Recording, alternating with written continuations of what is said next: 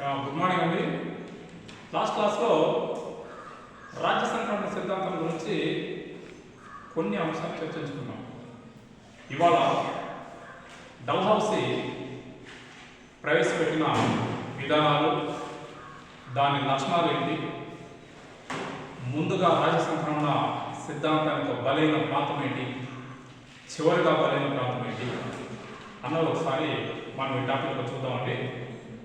రాజ్య సంక్రమణ సిద్ధాంతం లక్షణాలు ఒకసారి చూద్దాం. అంటే దాని క్యారెక్టర్స్ ఎందుకు, ఏంటి లక్షణాలు, ఏమి, ఎందుకోసం అంటే బ్రిటిష్ వాళ్ళు భూభాగ ఆక్రమణ కోసం, బ్రిటిష్ వాళ్ళు భూభాగ ఆక్రమణ కోసం ఒక సిద్ధాంతం ఈ రాజ్య సంక్రమణ రావడం. అలాగే వాళ్ళు ఉత్పత్తి చేసిన సరుకులు భారతదేశంలో అమ్మడానికి మరియు మన దేశంలో దొరికిన రా మెటీరియల్ వస్తువుల్ని అంటే ముడి పదార్థాన్ని రవాణా చేయడానికి రవాణా సౌకర్యాలు చెప్తానండి. రవాణా సౌకర్యాలు ఈ అంశాలకి అదనంగా మనకి రాజ్య సంక్రమణ సిద్ధాంతం పెట్టారు. దానితో ఎవరికైతే పిల్లలు లేరో ఆ రాజులందరూ వాళ్ళు బతుకున్నంత వరకు ఆ ఆస్తిని అనుభవించి తర్వాత ఆ ఆస్తి మొత్తం బ్రిటిష్ ప్రభుత్వానికి అప్పచెప్పాలి, దత్తత తీసుకునే సిద్ధాంతం లేని లేదని కొత్త చట్టం వచ్చింది. అది భారతీయులకి ఒక రకంగా ఇబ్బంది అనిపించింది. అలా మొట్టమొదటిసారి రాజ్య సంక్రమణ సిద్ధాంతానికి బలైన పాత్ర వేయకుండా బాగా గుర్తుపెట్టుకోవాలి. 1848 సతారా. సో అనేక పోటీ పరీక్షలు అడగడం పెట్టండి. రాజ్య సంక్రమణ సిద్ధాంతానికి బలైన మొట్టమొదటి ప్రాంతం ఏంటంటే 1848 సతారా. ఎక్కడ ఉంటుంది అంటే మహారాష్ట్రలో ఉంటుంది. సో అనేక పోటీ పరీక్షలు అడగడం పెట్టండి, అనేక పోటీ పరీక్షలు. 1850 ఫస్ట్ ఈ ఇయర్ కూడా ఇంపార్టెంట్. రాజ్య సంక్రమణ సిద్ధాంతం డల్హౌసీ ఏ సంవత్సరం ప్రవేశపెట్టాలంటే 1848. మొదటి బలైన ప్రాంతం ఏంటంటే సతారా, మహారాష్ట్రలో ఉంటుంది.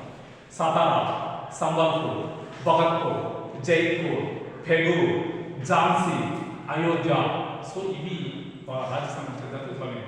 దీంట్లో మరొక ప్రాంతం నుండి 1853 ఝాన్సీ ప్రాంతం పేరు. ఝాన్సీ ప్రాంతం పేరు మీరు వినే ఉంటారు. ఝాన్సీ లక్ష్మీబాయి వీరనారి భారతీయ స్వతంత్ర పోరాట ఉద్యమంలో కీలకమైన వ్యక్తి. ఇవాళ షార్ట్ వీడియోలో ఒక ప్రశ్న పెట్టాను నేను. ఏంటంటే చిట్టూరు ఉద్యమానికి నాయకత్వం వహించిన వ్యక్తి ఎవరు అని చెప్పాను. చిట్టూరు ఉద్యమం మహారాష్ట్రలో ఉంటుందండి. కర్ణాటక ప్రాంతానికి చెందినది. రాణి చెన్నమ్మ ఒక వీరనారి రాణి చెన్నమ్మ జైలును వేసి బంధించే చిత్రహింసలు గురి చేస్తారు. అయినా భయపడలేదు మన భారత వీరనారి. సో ధైర్యం ఎదుర్కొని బ్రిటిష్ వాళ్ళని చెడుగు రాడింది. సో దానికి సంబంధించి ఒక బిట్ పెట్టాను. ఒకసారి దాన్ని చూస్తే మీకు సమాధానం చెప్తారని అనుకుంటున్నాను. సో ఎవరు చెప్పలేదు, ఒకే దాన్ని కంటిన్యూకుంటాం. 1853 ఝాన్సీ లక్ష్మీబాయి. ఆవిడ పిల్లలు లేరు. ఝాన్సీ ప్రాంతానికి పిల్లలు లేకపోతే ఆవిడ ఒక బిడ్డని దత్తత తీసుకోవాలని అనుకుంది. కానీ ఈ చట్టం ప్రకారం దత్తత తీసుకునే అధికారం లేదు. కానీ తీసుకుంటే బ్రిటిష్ వాళ్ళు ఆవిడ్ని సో అకాలంగా చంపేయడం మనకు కనిపిస్తుంది. సో ఆవిడ మరణం కూడా మనకి అనేక సిద్ధాంతాలకు దారితీస్తుంది. అలాంటి సిద్ధాంతాలు ఝాన్సీ ప్రాంతాన్ని మనకి ఒక ప్రాంతం ఇక్కడ చూపించడం జరుగుతుంది. తర్వాత చివరిగా రాజ్య సంక్రమణ సిద్ధాంతం బలైన ప్రాంతం 1856 ఇది ఇంపార్టెంట్. ఇబ్బంది పోటీ పరీక్షలు వీటిని అడుగుతారు. ఇలాంటివి అనుకుంటారు. ఏమి ఫస్ట్ 1840 సతారా, తర్వాత 1853 ఝాన్సీ, చివరిగా 1856 యుద్ధం ద్వారా ఆక్రమించుకోలేదని వజీద్ అలీ షా అనే వ్యక్తికి పెన్షన్ ఇచ్చి ఆయన గురించి పంపించేస్తాడు. డల్హౌసీ పంపించేస్తే భారతదేశ కీలకమైన రాజ్యాలన్నీ బ్రిటిష్ వర్గంలోకి అయిపోయింది. చివరగా ఇదే చివరిగా ఆక్రమించుకున్న రాజ్యాలు. తర్వాత ఇక్కడ బ్రిటిష్ రాజ్య ఆక్రమణ జరగలేదు. English east India company 1856 చివరైపోయింది. 1856కి చివరైపోయింది. ఈ చివరి రాజ్యాలను ఆక్రమించుకోవడం.